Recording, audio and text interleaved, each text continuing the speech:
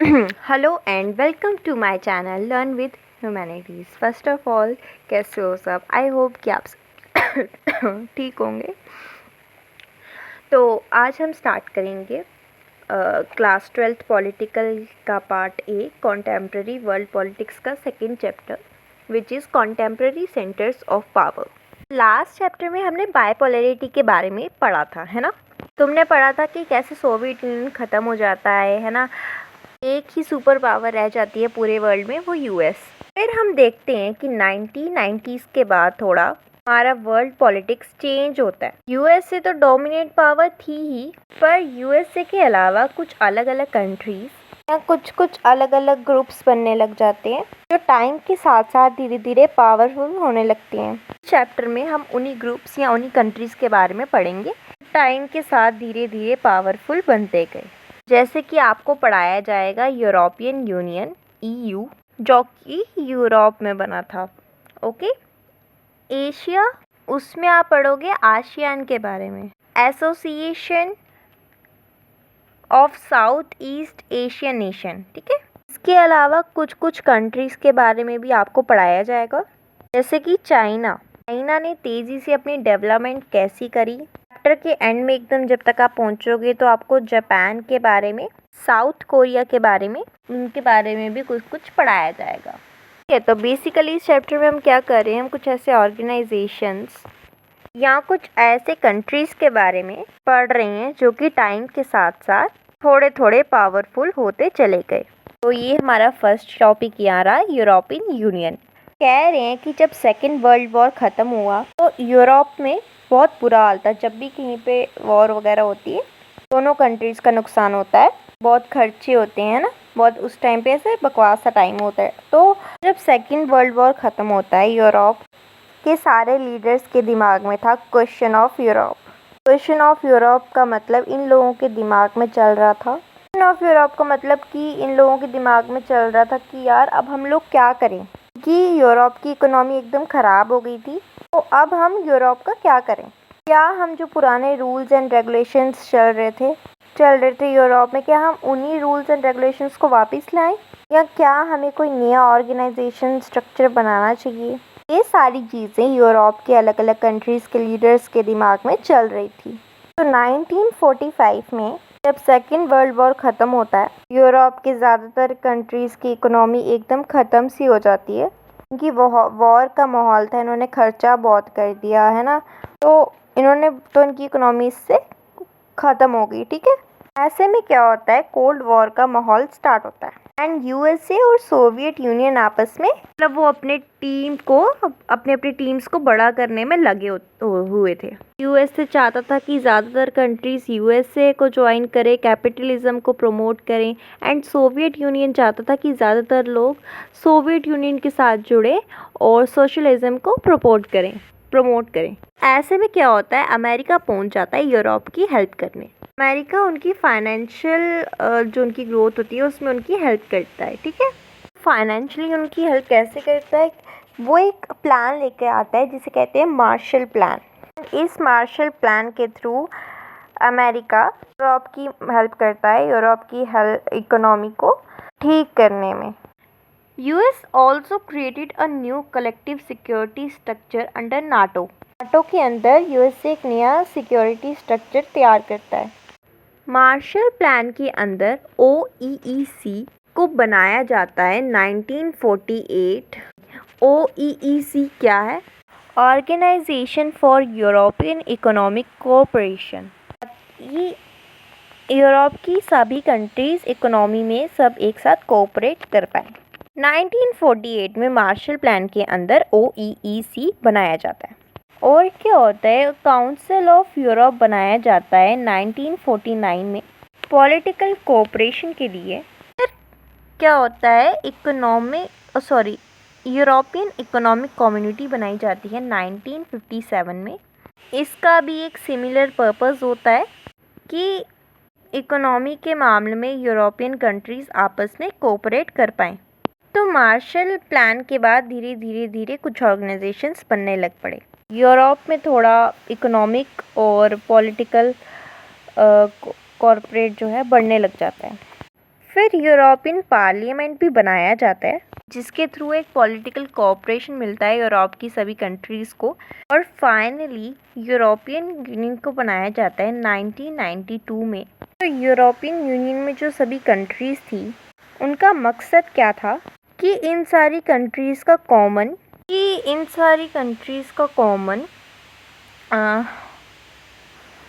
Security, common foreign and security policy होगा। ठीक है, ये सब जस्टिस और होम अफेयर्स के मामलों में ये लोग कोऑपरेट करते थे। एंड यूरोपियन यूनियन के लोग सोचते हैं कि हम लोग एक सिंगल करेंसी को फॉलो करेंगे। नेक्स्ट क्या होता है, स्टार्टिंग में तो यूरोपियन यूनियन EU का प्लान था कि हम एक इकोनॉमिक ऑर्गेनाइजेशन बंद कर रहेंगे। टाइम के साथ साथ हमने देखा यूरोपियन यूनियन इकोनॉमी के उस पे तो बोलता ही है, पर पॉलिटिकल चीज़ों में भी यूरोपियन यूनियन का इन्वॉल्वमेंट रहता है। बीच में यूरोपियन यूनियन ने कोशिश करी थी संविधान बनाने की, कॉन्स्टिट्यूशन बनाने की, वो हो नहीं पाता है। They failed in that attempt. वो संविधान नहीं बना पाते, पर कोई बात नहीं। यूरोपियन यूनियन के पास खुद का फ्लैग है, एंथम है, खुद का फाउंडिंग डेट है और करेंसी है। ठीक है, कॉमन करेंसी भी है। इसको मैं यहाँ पे एक इमेज शो कर रही हूँ, ये कार्टून है।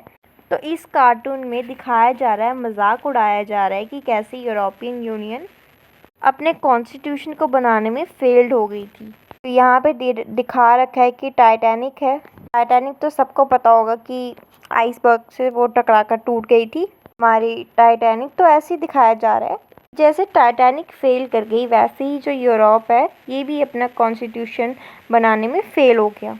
दिखा रहे हुए जैसे देखो इसके टाइटैनिक के ऊपर यूरोपियन यूनियन का वो का निशान बना रखा है ना, ये जो येलो से। नेक्स्ट ये यूरोपियन यूनियन का फ्लैग है। तो ध्यान से देख लो कि एग्जाम में क्वेश्चन भी आ सकता है कि इनका फ्लैग ब्लू कलर का क्यों है, इसमें येलो स्टार्स क्यों है, गोल्डन स्टार्स को सर्कल में क्यों लगा रखा है, यूरोपियन यूनियन के फ्लैग का मीनिंग क्या है। तो आप देख रहे हो कि 12 स्टार्स हैं इनके फ्लैग में। तो ये यूरोपियन यूनियन के कंट्रीज़ को दर्शाते हैं और ये सर्कल में लगे हुए हैं, ब्लू बैकग्राउंड में लगे हुए हैं ये स्टार्स। तो ये यूनिटी का सिंबल है, एकता का। सॉलिडेरिटी एंड हार्मनी का सिंबल है। सॉलिडेरिटी एंड हार्मनी का मतलब मिलजुल के रहना, साथ में मिलकर काम करना, इन सारी चीज़ों का सिंबल है ये। तो 31 दिसंबर 1994 को 12 यूरोपियन यूनियन के 12 मेंबर्स स्टेट्स थे। Belgium, Denmark, Germany, Ireland, Greece, Spain, France, Italy, Luxembourg, Netherland, Portugal and the United Kingdom. European Union ने ये भी ट्राई किया कि ऐसे देश जो पहले सोवियत यूनियन में थे उन्हें मनाकर वो यूरोप में ले आए, पर बहुत सारे लोग नहीं आना चाहते। उन्हें ऐसा लगता है कि यूरोप एक बहुत डोमिनेटेड कंट्री है। देश में गवर्नमेंट यूनियन तो होती है, पर यूरोप में अगर हम यूरोपियन यूनियन को ज्वाइन कर लेंगे तो यूरोपियन यूनियन काफ़ी रिस्ट्रिक्शंस लगाएगा। यूरोपियन यूनियन की बात बहुत माननी पड़ेगी। तो ये सब सोचकर बहुत सारे देश यूरोपियन यूनियन को ज्वाइन नहीं करते हैं। The EU has economic, political and diplomatic and military influence. पर ये चीज़ याद रखना कि इकोनॉमिक यूनियन बहुत ज़्यादा, जिसका काफ़ी स्ट्रॉन्ग ऑर्गेनाइजेशन है ये। अब इकोनॉमिक यूनियन की जो इकोनॉमी है वो पूरे वर्ल्ड में सेकंड बिगेस्ट इकोनॉमी है। पूरे वर्ल्ड में सेकंड बिगेस्ट इकोनॉमी किसकी है? EU की। इनकी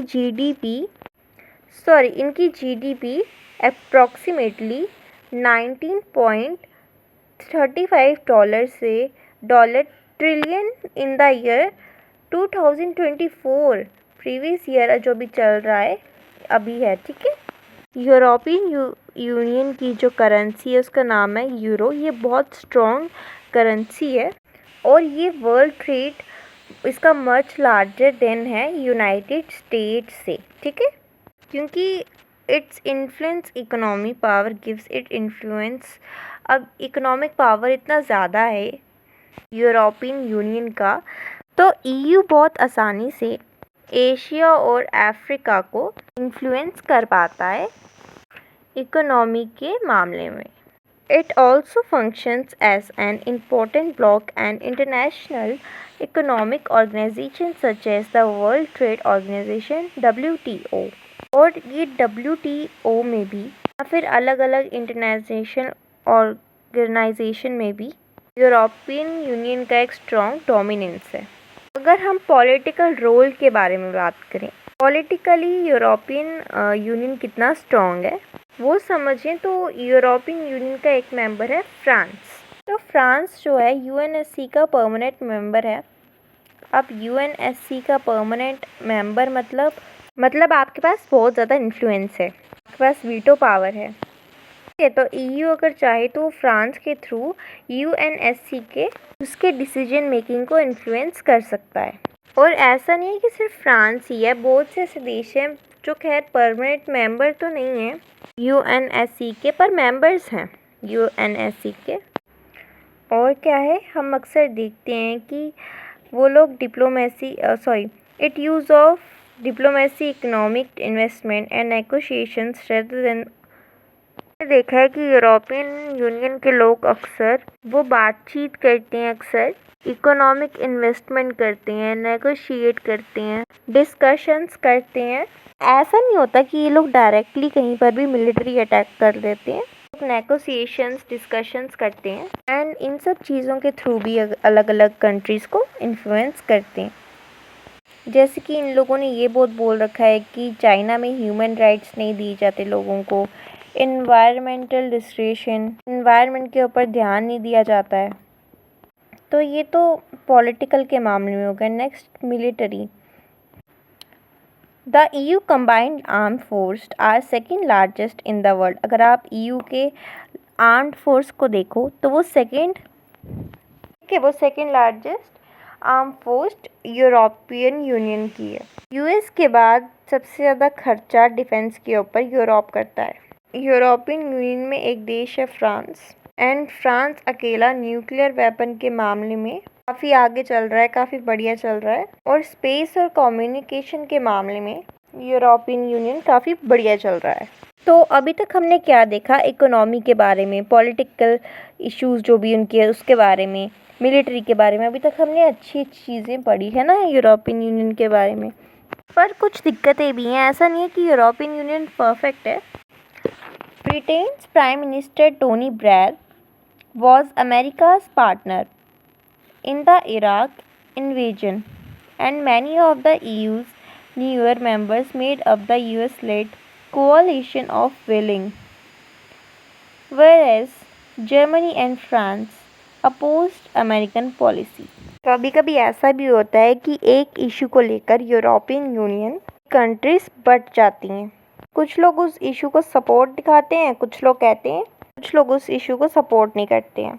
ऐसा हमने देखा था जब इराक इन्वेजन करने जा रहा था अमेरिका में, तो कुछ कंट्रीज़ ऐसी थी जो अमेरिका को सपोर्ट कर रही थी, but at the same time कुछ कंट्रीज़ ऐसी थी, for example Germany and France, वो उन्हें सपोर्ट नहीं कर रही थी, जिन्होंने क्लियरली बोला कि हम अमेरिका की पॉलिसी को सपोर्ट नहीं करते। तो ऐसा नहीं है कि यूरोपियन यूनियन हमेशा साथ साथ डिस्कशन करता रहा है, हमेशा सब कुछ साथ में करता है, डिसीजन साथ में लेता है, नहीं। काफ़ी बार ऐसा भी हुआ है कि यूरोपियन यूनियन के मेंबर्स आपस में लड़ते झगड़ते रहते हैं। यूरोस्पेक्टिज्म काफ़ी ज़्यादा है यूरोप में।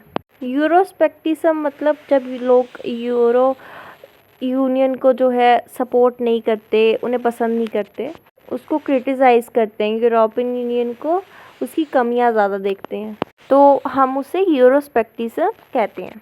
नेक्स्ट, ब्रिटेन की जो फॉर्मर प्राइम मिनिस्टर थी मार्गरेट थैचर, उन्होंने क्लियरली बोला था कि वो यूरोपियन मार्केट का हिस्सा नहीं बनाना चाहती यूनाइटेड किंगडम को।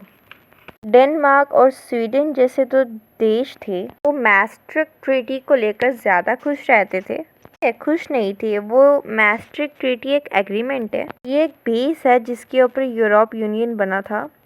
यूरो को कॉमन करेंसी बनाने में ये लोग ज़्यादा खुश नहीं थे। तो हमने देखा है कि यूरोप ईयू की कंट्रीज़ अलग अलग मैटर्स को लेकर आपस में लड़ते झगड़ते रहते थे। तो नेक्स्ट टॉपिक स्टार्ट करते हैं, which is association of south east Asian Nations, ASEAN. Before and during the Second World War, this region of Asia suffered the economic and political consequences of repeated colonialisms, both European and Japanese. कह रहे हैं कि जब second world war चल रहा था या उससे पहले अभी जो टाइम था, एशिया का एक ऐसा हिस्सा था जो परेशान चल रहा था कोलोनियलिज्म की वजह से। कोलोनियलिज्म मतलब जब ब्रिटिशर्स ने इंडिया के ऊपर कब्जा कर रखा था। तो एशिया में बहुत सारे ऐसे देश रहे हैं सेकेंड वर्ल्ड वॉर से पहले या सेकेंड वर्ल्ड वॉर के बाद बहुत परेशान चल रहे थे। क्यों? क्योंकि वहाँ पे कोलोनियलिज्म चल रहा था। At the end of the war it confronted problems of nation building. और फिर जब सेकेंड वर्ल्ड वॉर ख़त्म हुआ उसके कुछ टाइम बाद अलग अलग देशों को एशिया में आज़ादी फ्रीडम मिलने लग पड़ी। और फ्रीडम मिलने के बाद उन कंट्रीज़ के पास एक नई दिक्कत थी कि यार अब हमारा देश नया नया बना है तो हमें नेशन बिल्डिंग के ऊपर फोकस करना है। तो ऐसे में एशिया के अलग अलग हिस्सों में अलग अलग कंट्रीज़ के लोगों को ऐसे लगने लगता है कि यार हमारे पास कोई ऑर्गेनाइजेशन होना चाहिए या कुछ होना चाहिए जिससे एशिया के कंट्रीज़ में एकता और यूनिटी बढ़ती रहे। ठीक है, तो नॉन अलाइड मूवमेंट होता है। ये सारे इन सभी कॉन्फ्रेंस और मूवमेंट के थ्रू एशिया में थोड़ी यूनिटी बनाने की वो कोशिश करते हैं, पर ये बहुत ज़्यादा सक्सेसफुल नहीं रहे। फिर बाद में ये डिसाइड किया जाता है कि जो साउथ ईस्ट, ठीक है, वो आसियान बनाएंगे, association of south east Asian nation. ठीक है, आसियान की शुरुआत कुछ ऐसी होती है 1967 में बनाया जाता है, ये ऑर्गेनाइजेशन बनाया जाता है। उस टाइम पे 5 कंट्रीज़ थी जो ये ऑर्गेनाइजेशन बनाती हैं, Indonesia, Malaysia, Philippines, Singapore and Thailand. 5 countries क्या करती हैं, ये एक एग्रीमेंट डेक्लरेशन साइन करती हैं। इसको हम कहते हैं बैंकॉक डेक्लरेशन। जैसे ही डेक्लरेशन ये साइन होता है वैसे ही 1967 में ये आसियान बना देते हैं। अब आसियान का मकसद क्या था, ऑब्जेक्टिव क्या था? To accelerate economic growth and through that social progress and cultural development. सबसे पहले तो ये क्या करना चाहते हैं, ये अपनी इकोनॉमिक ग्रोथ को बढ़ाना चाहते हैं। जब इकोनॉमिक ग्रो होगी तो ये उसी के साथ साथ अपनी सोसाइटी जब इकोनॉमिक ग्रो होगी तो उसी के साथ साथ ये अपने सोसाइटी और कल्चरल डेवलपमेंट को के ऊपर भी ध्यान देंगे।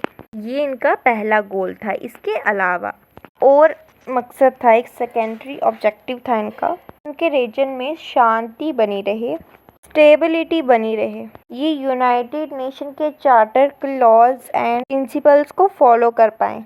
पीस एंड स्टेबिलिटी भी इनका एक ऑब्जेक्टिव था। स्टार्टिंग में 5 कंट्रीज़ ने मिलकर आसियान को बनाया, फिर टाइम के साथ साथ अलग अलग कंट्रीज़ ब्रुनेई, म्यांमार, कंबोडिया, इन्होंने भी आसियान को ज्वाइन करा और आसियान की स्ट्रेंथ 5 से बढ़कर 10 हो गई। नेक्स्ट क्या कह रहे हैं, यूरोप यूनियन से काफ़ी अलग है आसियान का काम करने का तरीका। ठीक है, आप देखोगे कि आसियान की कंट्रीज आपस में बहुत इनफॉर्मल तरीके से बात करती हैं, बहुत ऐसे आपस में कोऑपरेट करती हैं, एक दूसरे के नेशनल सोवरेनिटी को रिस्पेक्ट करते हैं ये लोग। तो आसियान का जो तरीका है वो ईयू से काफ़ी अलग है, थोड़ा इनफॉर्मल है और थोड़ा कॉरपोरेटिव तरीका है। नेक्स्ट आप देखोगे कि आसियान के जितने भी देश हैं उन सब की इकोनॉमी, जिनकी इकोनॉमी बहुत तेज़ी से ग्रो करती है, ठीक है, अभी भी और आने वाले टाइम पे भी ये ऐसे देश हैं जिसकी इकोनॉमी आने वाले टाइम पे और अभी भी इनकी इकोनॉमी जो है ग्रो कर रही है। नेक्स्ट क्या होता है, 2003 में आसियान के लोग डिसाइड करते हैं कि हम एक आसियान कम्युनिटी बनाएंगे। और आसियान कम्युनिटी में क्या होगा, 3 ऑर्गेनाइजेशंस होंगे, the ASEAN security community, the ASEAN economic community, ASEAN social cultural community. जैसा नाम से लग रहा है वैसे ही होता था, जैसे सिक्योरिटी कम्युनिटी में सिक्योरिटी पे फोकस, सोशल कल्चर में कल्चरल डेवलपमेंट के ऊपर, और इकोनॉमिक कम्युनिटी इकोनॉमिक के ऊपर फोकस। ठीक है, सो यहाँ पे एशियन फ्लैग में यहाँ पे शो कर देती हूँ स्क्रीन पे, आप देख रहे होंगे। नेक्स्ट क्या था, ASEAN security community was based on the conviction that outstanding territorial dispute should not escalate into armed confrontation। इन्होंने आसियान सिक्योरिटी कम्युनिटी बनाया, तो इन्होंने आसियान सिक्योरिटी कम्युनिटी का क्या मानना था, अलग अलग कंट्रीज़ के बीच में अगर टेरिटोरियल डिस्प्यूट्स हैं, अलग अलग कंट्रीज ज़मीन को लेकर, बाउंड्रीज़ को लेकर लड़ रही हैं, तो वो लड़ाई प्यार से, शांति से सुलझ जानी चाहिए। नेक्स्ट क्या कह रहे हैं, 2003 तक आते आते आसियान ने बहुत सारे ऐसे एग्रीमेंट्स बनाए जिसके थ्रू आसियान पीस, शांति, कॉरपोरेशन, रिस्पेक्ट, सोवरेनिटी, इन सभी चीज़ों को प्रमोट कर रहा था। नेक्स्ट 1994 तक आते आते आसियान रीजनल फोरम ARF बनाया जाता है। ये सिक्योरिटी और फॉरेन पॉलिसी के मामले में कोऑर्डिनेशन लेकर आती है। ठीक है, तो आज के टाइम पर भी आसियान को हम इकोनॉमिक एसोसिएशन कहते हैं। और अगर आप आसियान की इकोनॉमी को USA से, यूरोपियन यूनियन से या जापान उनके साथ कंपेयर करो, तो इन सब के कंपैरिजन में आसियान की इकोनॉमी काफ़ी कम है।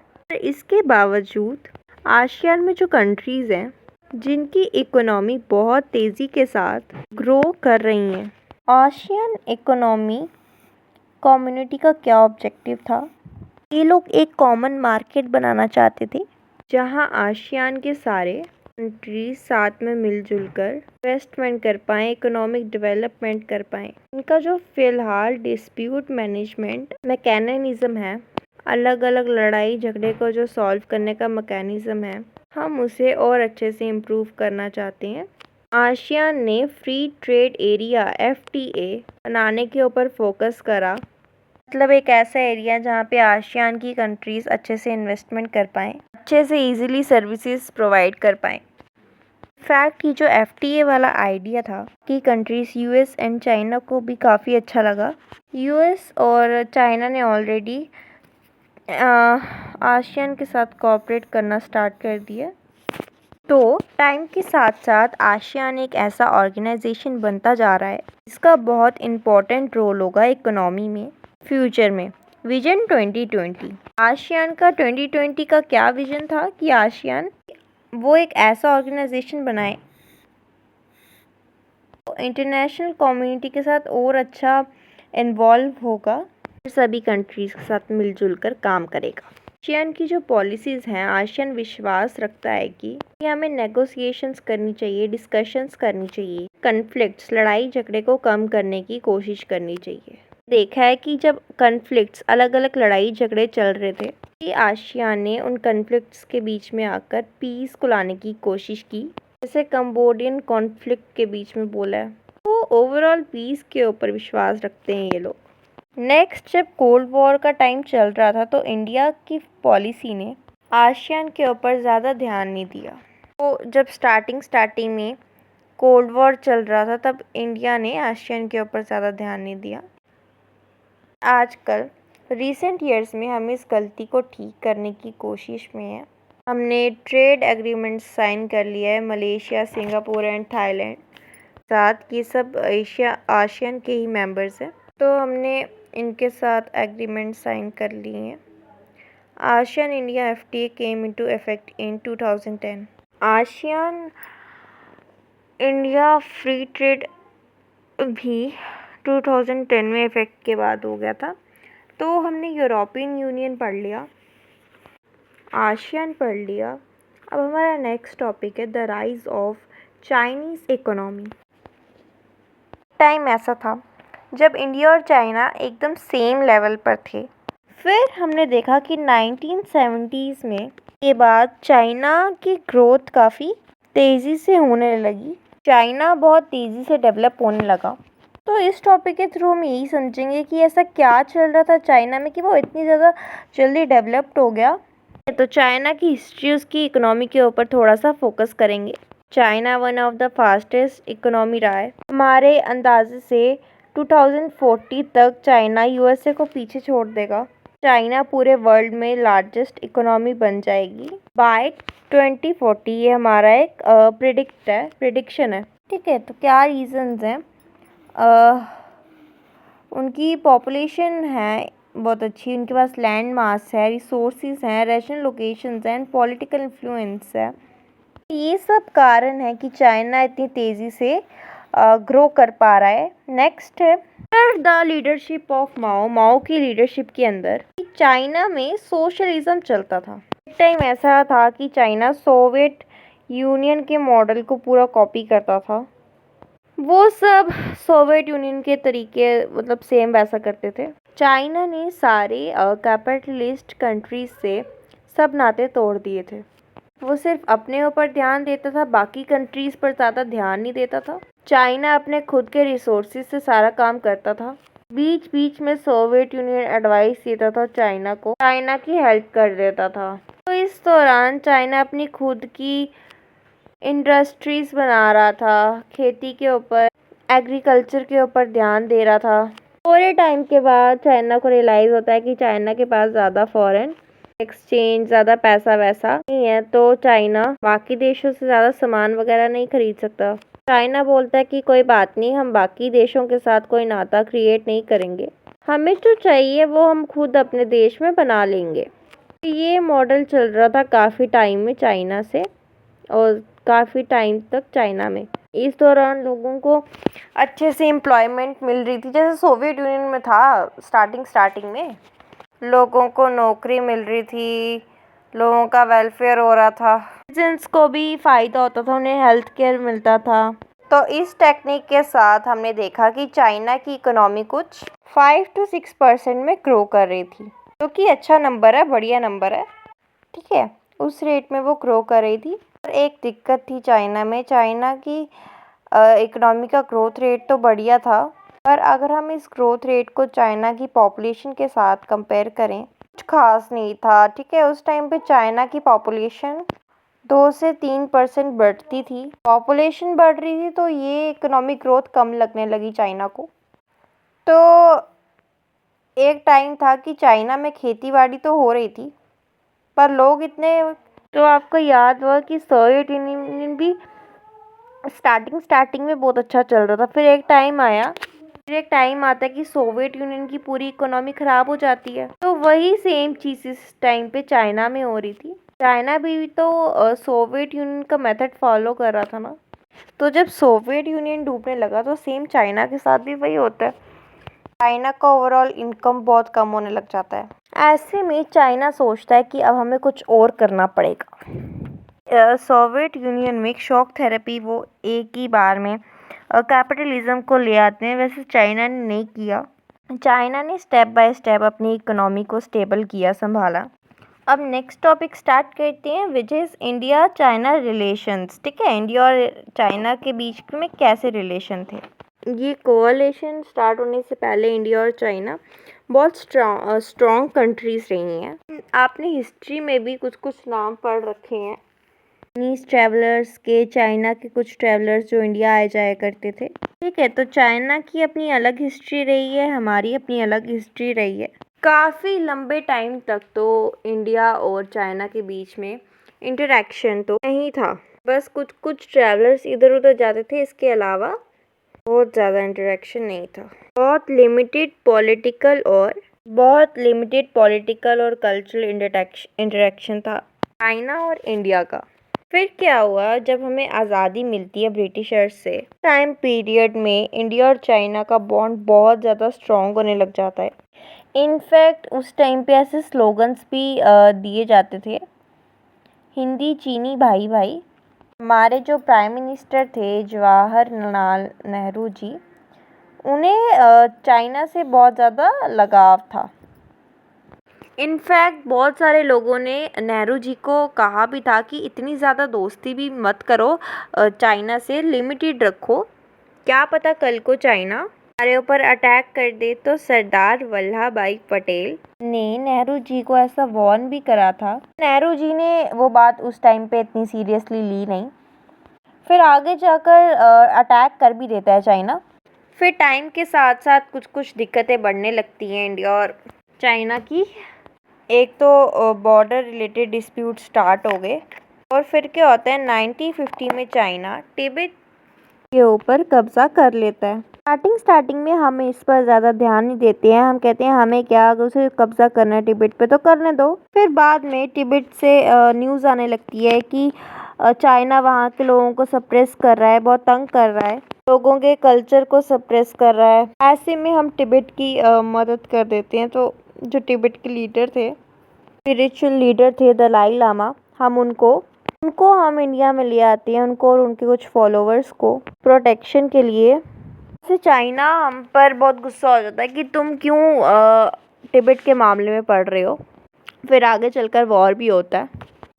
चाइना हमारे अरुणाचल प्रदेश को क्लेम करता है। चाइना लद्दाख में एक अक्साई चिन रीजन है, उस रीजन को चाइना क्लेम करता है। तो चाइना ऐसे हमारे कुछ कुछ रीजन को क्लेम करता है, कुछ कुछ हमारे एरियाज़ को क्लेम करता है। तो ये चीज़ हमें पसंद नहीं आती है और काफ़ी टाइम तक तो इंडिया और चाइना के बीच के रिलेशंस अच्छे नहीं रहते हैं। थोड़े टाइम के बाद इंडिया और चाइना के रिलेशनशिप्स कुछ बिल्ड होने लग पड़ते हैं। 1981 के अराउंड इंडिया और चाइना लीडर्स बातचीत करना स्टार्ट करते हैं बॉर्डर डिस्प्यूट को सॉल्व करने के लिए, ठीक है। फिर राजीव गांधी विज़िट करते हैं चाइना को इन 1988 में। एंड इस विज़िट के बाद इंडिया और चाइना के रिलेशंस आपस में कुछ हद तक ठीक होने लगते हैं। उसके बाद से हमने आपस में काफ़ी ज़्यादा एग्रीमेंट भी साइन करे। हमने आपस में इंडिया और चाइना ने कोऑपरेट करना स्टार्ट किया साइंस, टेक्नोलॉजी और ट्रेड के मामले में। और हमने देखा कि ट्रेड बढ़ता जा रहा था। फॉर एग्ज़ाम्पल 1992 में 338 मिलियन का ट्रेड हुआ करता था और 2017 तक आते आते 84 बिलियन का होने लगा। और नेक्स्ट हमने देखा है कि एनर्जी डील्स, साइंस, टेक्नोलॉजी, इन सब चीज़ों में भी इंडिया और चाइना कोऑपरेट कर रहे हैं, ट्रेड कर रहे हैं। वर्ल्ड ट्रेड ऑर्गेनाइजेशन और जो इंटरनेशनल इकोनॉमिक इंस्टीट्यूशंस हैं, इन सब में भी थोड़ा इंडिया और चाइना का सिमिलर सा मानना है। इंडिया ने न्यूक्लियर टेस्ट करे थे 1998 में। उस टाइम पे हमें लगा था कि इंडिया और चाइना के रिलेशंस बिगड़ जाएंगे, पर ठीक है वो भी हम संभाल लेते हैं। नेक्स्ट क्या होता है, हम देखते हैं कि चाइना का military relation Myanmar, Pakistan, Bangladesh, इन सब के साथ बढ़ता जा रहा है और ये चीज़ हमारे लिए उतनी अच्छी है नहीं है, चीज़ हमें अच्छी नहीं लगती है। कह रहे हैं कि अगर हम बाउंड्री की बात करें तो बाउंड्री रिलेटेड जो इश्यूज हैं उसको लेकर तो बात चल ही रही है। तो इंडिया के लीडर्स कई बार बीजिंग चले जाते हैं, चाइना के लीडर्स कई बार दिल्ली आते हैं इन सभी सिचुएशंस को डिस्कस करने के लिए। बीच बीच में ठीक ठाक चल रहा था इंडिया और चाइना का रिलेशनशिप। फिर एक पॉइंट ऐसा आता है कि फिर से इंडिया और चाइना के रिलेशन फिर से डाउन स्लाइड आने लगते हैं। फिर से इंडिया एंड चाइना के रिलेशन थोड़े थोड़े बिगड़ने लग जाते हैं क्योंकि बॉर्डर डिस्प्यूट सॉल्व नहीं होता। चाइना एंड पाकिस्तान, चाइना हमेशा इंटरनेशनल लेवल पर पाकिस्तान को सपोर्ट दिखाता है। कश्मीर इशू को भी लेकर चाइना पाकिस्तान को सपोर्ट दिखाता है। ये सारी चीज़ें लेकर चाइना की हमें अच्छी नहीं लगी। चाइना तो ख़त्म हो गया, अब दो छोटे छोटे टॉपिक हम कवर करेंगे, एक जापान और एक कोरिया। तो जापान में तो आपने बहुत सारे ऐसे ब्रांड के नाम सुने होंगे, Sony, Panasonic, Canon, Suzuki, Honda, Toyota. तो ये सभी जापान के ब्रांड्स हैं।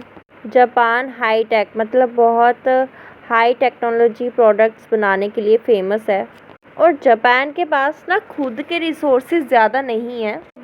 तो जापान बाकी देशों पे ज़्यादा निर्भर रहा है कि जापान बाकी देशों से इंपोर्ट करेगा, फिर जाकर जो जापान का काम है वो चल पाता है। नेक्स्ट क्या कह रहे हैं, OECD, organisation for economic cooperation and development in 1964। Japan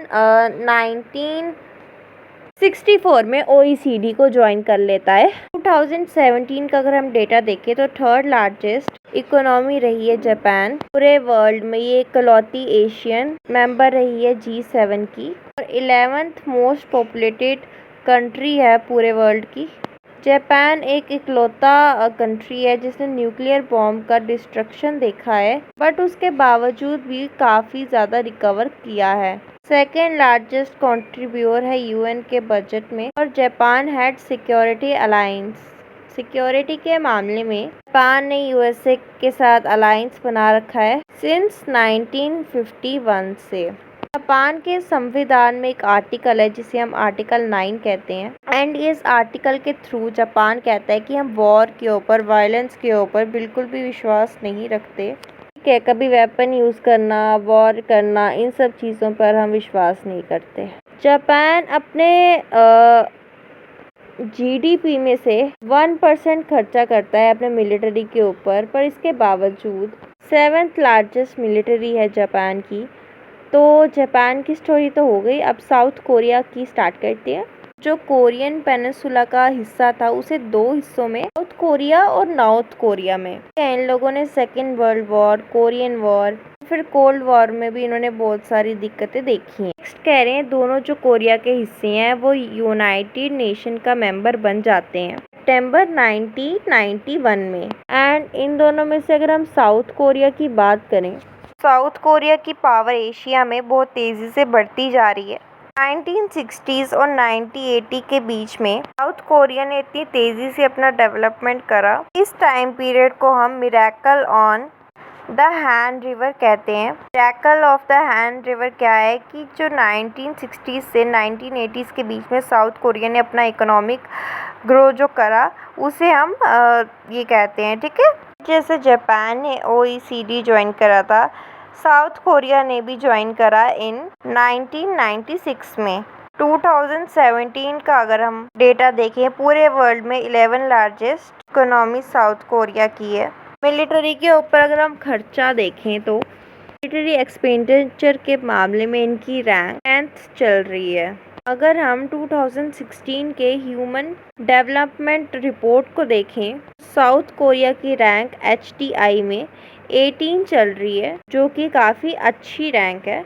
क्या कारण है कि जिसकी वजह से साउथ कोरिया इतनी तेज़ी से डेवलपमेंट कर पा रहा है? बहुत बढ़िया लैंड रिफॉर्म्स लेकर आ रहे हैं, ये अपने रूरल डेवलपमेंट भी कर रहे हैं, ह्यूमन रिसोर्स डेवलपमेंट के ऊपर इनका फोकस है, इकोनॉमिक ग्रोथ भी बहुत इक्वल तरीके से कर रहे हैं, एक्सपोर्ट के ऊपर बहुत ज़्यादा ध्यान रहता है इन लोगों का, पॉलिसीज इनकी अच्छी हैं, पब्लिक इंफ्रास्ट्रक्चर ये लोग अच्छे से कर रहे हैं, इनका गवर्नेंस करने का तरीका भी बहुत इफेक्टिव है। इसी के साथ ये चैप्टर ख़त्म होता है। आई होप कि इसकी एक्सप्लेनेशन आपको समझ आई होगी।